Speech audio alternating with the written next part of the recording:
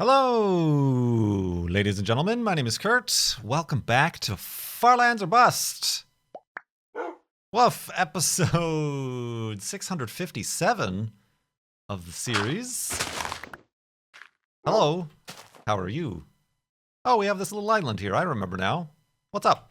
Yeah, episode 657 for your Monday, October 2nd. October has begun.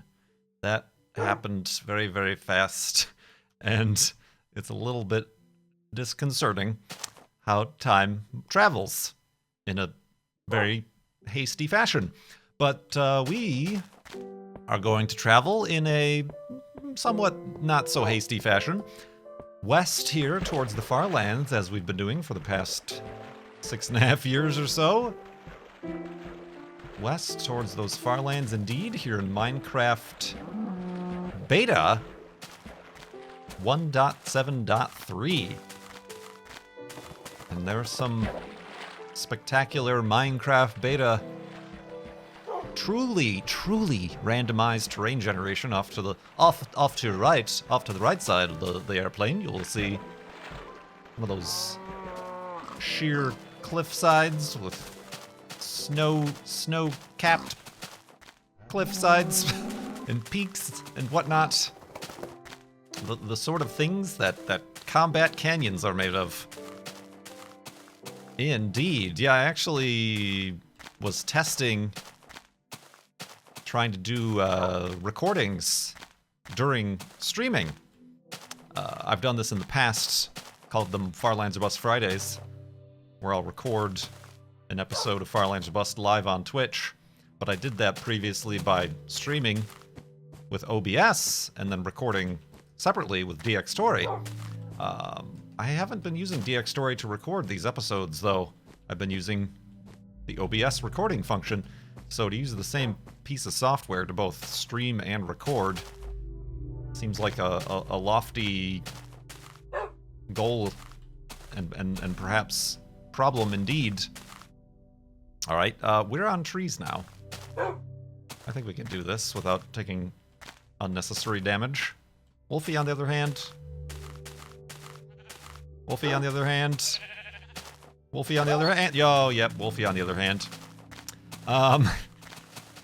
So yeah, we did some testing, and we did some testing not in the Far Lands or Bust world, but in some of my test worlds. One of those was Combat Canyon, the old Combat Canyon world. That's why that was on my mind. But yeah, hopefully soon I'll be able to start those back up. Far Lands or Bust Fridays on twitch.tv/KurtJMac. You'll, if you're there watching live, you'll get to see the episode before I publish it. But I will eventually, the next day, render it and publish it and upload it with the same way that I do just a normal episode like this one. This one's a normal episode. This is not being recorded live. I mean, I'm alive the last time I check, and I'm recording this, but this is just being recorded and then uploaded to YouTube. You understand how this works. Indeed. But yeah, I appreciate all the support continued on Patreon as well, and on the Twitches, subs, and things like that. That's much appreciated. And of course, don't forget to continue that support during the Mindcrack Marathon. Oh, no, Wolfie, no, Wolfie, no, Wolfie! Oh, well done, Wolfie. I mean, yes, positive reinforcement. Have a treat. We need to positively reinforce those actions.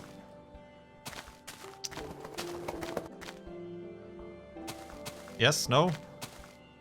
Do not want positive reinforcement? There we go. Oh, speaking of training dogs, I don't think I talked about this in a Far Lands Bust episode. I think I did talk about it in a stream. Oh, didn't I just get distracted? Mindcrack Marathon. October 13th is when that starts. And I do believe this week, if you follow the Mindcrack Twitter and perhaps the mindcrackmarathon.com website, there will be some very, what I assume to be unexpected announcements to make it even more tantalizing and interesting for you guys to tune in. so be sure to keep an eye on Mindcrack Marathon news. But I was beginning to talk about dogs. I've finally gotten tentative, well, maybe not, well, it's full approval, but hesitant approval from my landlord to adopt a dog, and specifically what I'm looking for is an Australian cattle dog. The owner of my place was very worried about having an active farm dog, like a cattle dog or a border collie or whatever, in a house that doesn't have a yard or a fenced yard or anything like that. And I'm a little bit concerned about that too. But I figure I will use it as an opportunity to be more outdoorsy and active myself. So instead of maybe going on one hike a month, I'll go on a hike a week, or maybe even more frequently, or just really long walks, something to keep the four-legged friend energy and agility and mental occupation occupied, as those smart dogs require. And of course, if it turns out it is problematic, then when this lease is up, I'll have to look for a place with a yard, the fenced yard. But yeah, so I've been looking for a while, but I finally got the approval. Yeah, that's something that will be happening. I suppose, since it's very frequently the case that maybe this might be the first episode people are seeing in a while, and they're wondering, well, didn't you already have a dog, Eva? I did, but Eva went with the other owner of Eva that I mentioned before. Was in a relationship, very serious relationship that ended, and Eva went with her instead of me. So yes, I have not had a dog in over a year. But yeah, I'm looking to get pretty much the same exact type. Eva was a kind of on the small side. I wouldn't mind an Eva-sized dog again, or a little bit bigger, but definitely a dog who is a hiking partner, like that noodle right there. Perhaps, I don't know. The agility stuff interests me, but not like competitively. I don't want to do like competitive agility, dog agility. And when I say that, those are those like obstacle courses where the dog has to like jump over the fence and then go over a teeter-totter and go through a tunnel and, you know, do like the back and forth chicanes. I guess it's like it's autocross but for dogs. Doggy cross. It's a good thing that wasn't a deep hole I just fell in. I'll pay attention where I'm walking. I mean, that would seem interesting for as like a hobby to do, but for fun. So yeah, I've been looking. I found quite a few, but there was one especially close to me that was like literally the definition of Australian cattle dog. You look that up on Google, and the image that comes up is a male blue heeler. That's kind of the black and gray speckled ones, as opposed to Eva was a red heeler. It's more brown and red. But yeah, it was like pretty much the definition. You look it up, and like this is the. How did you do that? This was the dog. This was the dog that would fit that profile. But the timing is a bit off, so I hesitated, and now the dog is no longer available, which is fine. It could have been the perfect dog, but not the perfect timing because, like I said, October 13th, going to the Mindcrack Marathon, coming back home, and then 2 days later, going to California for TwitchCon. So I don't think it would be the most responsible thing for me to adopt a pet, which, you know, suddenly moving to a new home is a pretty stressful thing for a dog to try to get onto a new location and schedule, and then all of a sudden to have to like drop the dog off like a week later at a boarding place and then come back and then leave. You know, I feel like that would be starting the friendship off on the wrong paw. So I figure I'll wait till after my travel. And also I want to get like stuff for the dog. Like I could theoretically These are all things I could do, but stress-free. I'm looking for stress-free and responsible, not pushing the limits of my anxiety capacity. I could adopt a dog like today, but I don't have like food and water bowls and a crate and you know, basic necessities like that you need a dog. So I've got like an Amazon wish list. I'm piling up with like stuff I'll probably slowly acquire over the next couple weeks just to have to get through the nesting phase. We got to nest. We got to prepare our nest for our new companion here. So yeah, I'm excited about that and looking forward to that, and certainly looking forward to sharing the experience with you guys. Could happen at the end of the month. Could happen beginning next year. I'm really not gonna try to force it. Like I gotta get a dog now, and then maybe end up with one that isn't quite the right fit. So let's go to sleep and continue in the morning.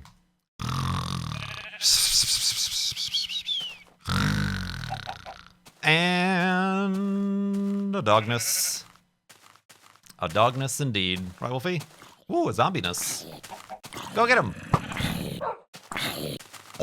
Murder. Oh. Zombies dropping leaves. So yeah, that's kind of bringing everybody up to speed with that, I think. Of course, our Formula 1 2016 series is still going on, Saturdays and Sundays.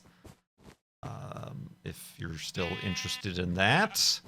And I've just been streaming a lot, like a lot of other gaming YouTubers have kind of shifted focus to that.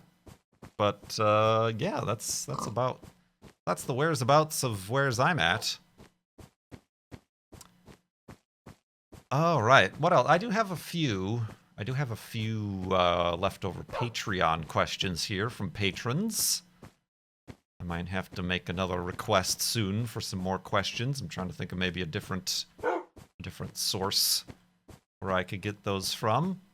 Or perhaps I'll just have to try to make my life more interesting so that I have more stories to tell to fill the time.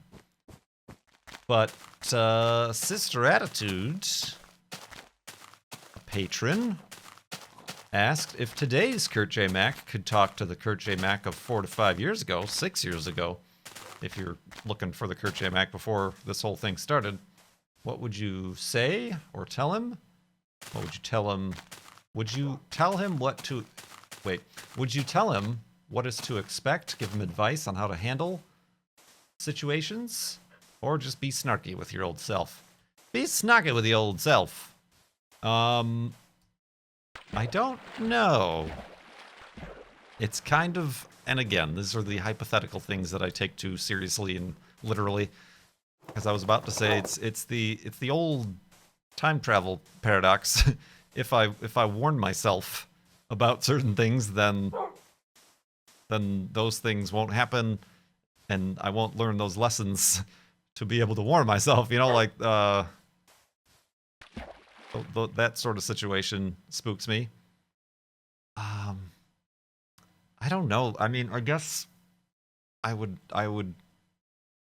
try to tell myself to be more brave or take more chances or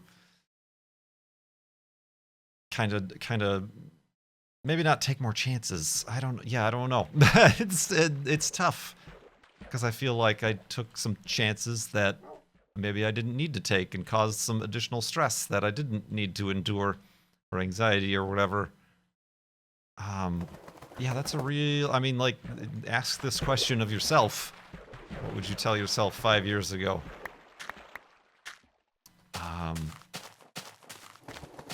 Yeah, that's a real tough one to look at. And yeah, that's... I'm really desperately trying to hunt for something very poetic or meaningful to say, like, just to say, to, like, answer for you guys, but it's not striking me. Yeah, that's a tough thing. I don't ever really want to feel like I don't want certain things to have happened, even bad things or things I regret or situations where I feel I made other people unhappy or hurt other people. I mean, I don't want to have hurt other people, but at the same time, I don't want to not have learned those lessons or made those decisions that I think in the long run, or you know what I mean? So yeah, it's tough.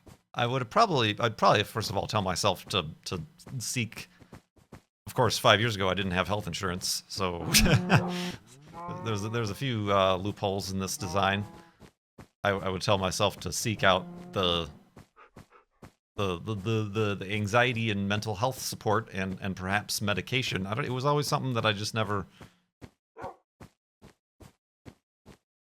like turned to or seeked out, and I feel like maybe I'm still in the process. So I've only been on this for like 2 months, so it's still new for me. It might not work for me the longer we go, but I feel like I don't know what would change, but it would certainly have saved me a lot of time to have started looking at these sort of solutions 6 years ago or 10 years ago or whatever. I'm talking about earlier, for those of you who missed the episode, I talked to Farlands of Boston on stream, how I started taking antidepressant and anti-anxiety medication, which is the first time in my entire life, which is, in this day and age, maybe a little bit strange, but, most people maybe try to correct these things earlier on in life, but one reason or another, I ended up not doing that. But yeah, I don't know. That's kind of like the overall, like that has not much to do with like my career or personal life so much. I mean, those things would affect that, but it doesn't. That's not like well, this is gonna happen. I better warn you. You better stop making videos in Kerbal Space Program sooner than you did, because then you'll be much bigger. It's not like business or profit decisions or anything like that. But yeah, that's really the only thing I could think of. That would have any sort of effect on things. But that's an interesting question. It's also very similar to the very standard kind of job interview question. Where do you see yourself in 5 years? I don't know. That's a goofy, dumb, unnecessary question, isn't it? What do you want to hear? That I will be working for you in this company, and I will do this and have this much productivity for you, and I'm going to be a great employee and happy and blah.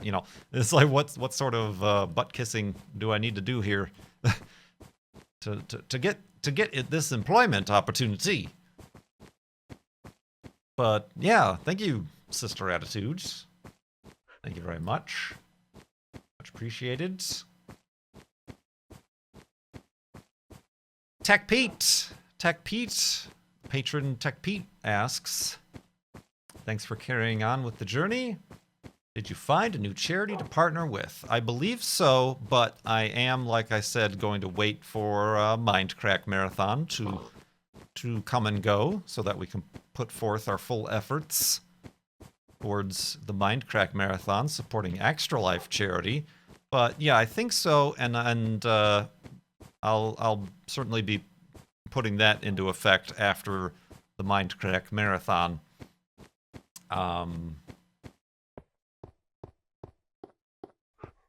Is the next Mindcrack UHC in PUBG? That would be tough, and we've certainly talked about that sort of thing before, but you can't have UHC in PUBG, like they're 30-minute rounds or whatever. But we have talked about being able to get as many people together as possible to run like a custom, probably not a tournament, but just custom games. And I don't know, there's a whole lot of people getting together for the Mindcrack Marathon. Maybe something like that'll happen. Who knows? You'll have to tune in to find out. And, you know, of course, normal UHC, charity UHC stuff, right?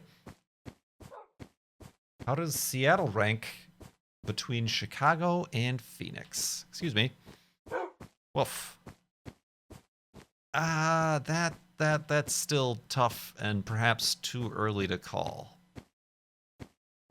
I mean, there's so many variables there, not only just the grand scope of the cities and locations that they're in, but it also impacts, you know, what house I was living in at the time, or how cheap or expensive it was, or who I was with here or there, or how long I was there, you know, good and bad things that happen, you know, it's what kind of restaurants, you know, so it's difficult to rank specifically between them all, other than just saying these are all places that I've lived.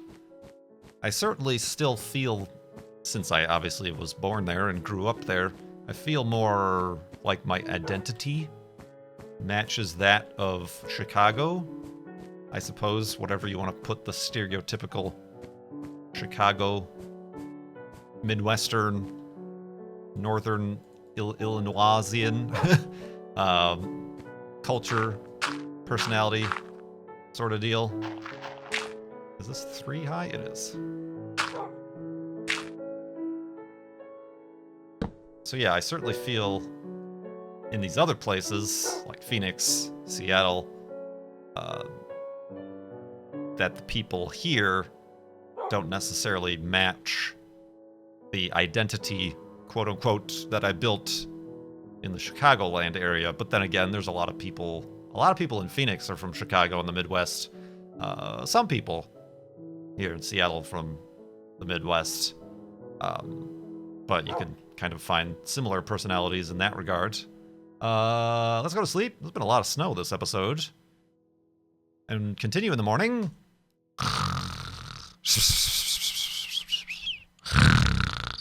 And a snowness. Bundle up. Bundle up. You want to fetch? Oh, he does. Woo! Go fetch. Oh, he's going fetching. Oh, he got stuck through the cheaty snow. That was pretty funny. I really liked the restaurant and food scene in Phoenix, surprisingly. And I've said this many times. I don't think it's just probably a surprise and something people don't expect Phoenix to be a big food area. But I really enjoyed that, more so than Chicago. Downtown Chicago's a little bit better, but I was out in the suburbs. There was a little bit less availability and choice. And certainly better than Seattle that I've found. There's some stuff downtown Seattle that I like, but even not quite the sort of favorites that I found so easily in Phoenix. And Seattle so far has been really good for the outdoorsy and the hiking stuff. The variety, I guess. I really liked Phoenix for that. But specifically around the downtown area, and, you know, the main Phoenix city, the greater Phoenix area, there wasn't that much variety. I kind of always ended up going up to the same place for the same hike. It isn't until you get up north towards Sedona and stuff that you're able to find a little bit more variety. Whereas here in Seattle and out east into the Cascades, it's not like one state park. It's like 50 different trailheads that you can check out that go to different places and look different and have completely, you know, this one's more about waterfalls. This one's more about the lake, or getting up to a nice overview on a mountain. You know, this one goes along a stream and through a stream. This one goes up to some ice glacier caves. You know, really nice variety around here. So yeah. That's a tough thing to just like rank them 1, 2, 3 just flat out. It's just a good variety. A good variety of stuff to experience. I guess that's a positive. Overall, the stress and uncomfortableness with being in a new place and worrying it's the wrong place and worrying you made the wrong decision. It's the different experiences. Let's see here. Could you see yourself living in other places? Probably. Again, with the asterisk and fine print that specifically moving long distances, really takes a bite out of the old lifespan, I feel. It just really wears a human out emotionally, internally, and physically. But yeah, I can still see myself hopping around to other places. I mean, even like when I went for the solar eclipse to Oregon and through Portland and stuff, I really liked that area. It seems like a cleaner Seattle area, like more chill Seattle area. It's like a more chill Seattle, which is kind of what I'm about. Is what the kind of Portland and northeastern Oregon kind of feels to me like. The roads seem nicer, things seem a little bit newer, like they've kind of planned things out instead of haphazardly done around here. Yeah, I do, and I said that before. I like the Portland area. I like I like Colorado. The Rockies and stuff are interesting. But then again, who knows? I might go back to a place I've already lived before. I really did like Phoenix, and if it is still habitable in the next few decades, maybe we'll look into that again. Pumpkins. It is October. Woof. I don't know that much about the East Coast, though. I've not been privy to many places. I don't know anybody really who lives on the East Coast, so there's really no specific kind of insider information or, oh yeah, this place is great. I don't know about that. People have asked me if I would want to live internationally, and I'm not so sure about that either.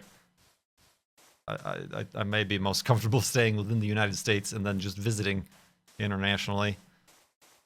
I mean, it'd be cool to have just a really long vacation, or what are those things called that wealthy people go on for months at a time? Sabbaticals? Yeah, go on a sabbatical and live in New Zealand or Iceland or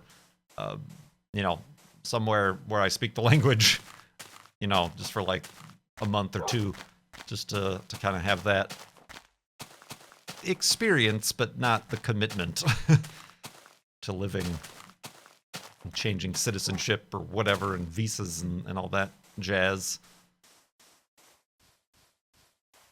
So yeah, I don't know. It's and I actually was surprised how much I enjoyed visiting Chicago, the actual downtown part of Chicago, this last time I was there with family. Wolfie, are you gonna break my boat? So maybe I'll try to end up back near where all my family, so it's you think where do you see yourself in 5 years? I don't know where I see myself on Tuesday, to be honest. So those sort of plans I do not make, and I do not have. What is your dream house setup, and where would it be? Well, I can skip the where would it be. I have no idea where it would be. It's kind of the balance between being close enough to things, close enough to an airport to travel, close enough to civilization to go to restaurants and grocery shopping or whatever, but not so close that you're in a city. Yeah, I don't think I could do a city, like a downtown Seattle or downtown Chicago or anything like that. I don't know if that'd be possible. Dream house setup. I don't know. The homes I've lived in so far pretty much have all that I need. So just elements of those, you know, a bedroom, an office, maybe a spare bedroom for a guest's room or something like that would help, but not necessary. This place I'm in only has 2 bedrooms, and one of them's the office. A garage, a 2-car garage would be nice. A 2-car, like a full-size 2-car garage would be nice. I just have a single-car garage, so therefore I could have my daily driver, but then also have a fun car, a classic car, or whatever. And a yard, a fenced yard with grass, probably grass. In Phoenix, have the gravel yards, and it's easy to maintain and to upkeep, but I feel like with a dog, it's better to have just a big grass yard. No pool or anything like that. Just a big old grass yard. Just let the dog and or dogs out.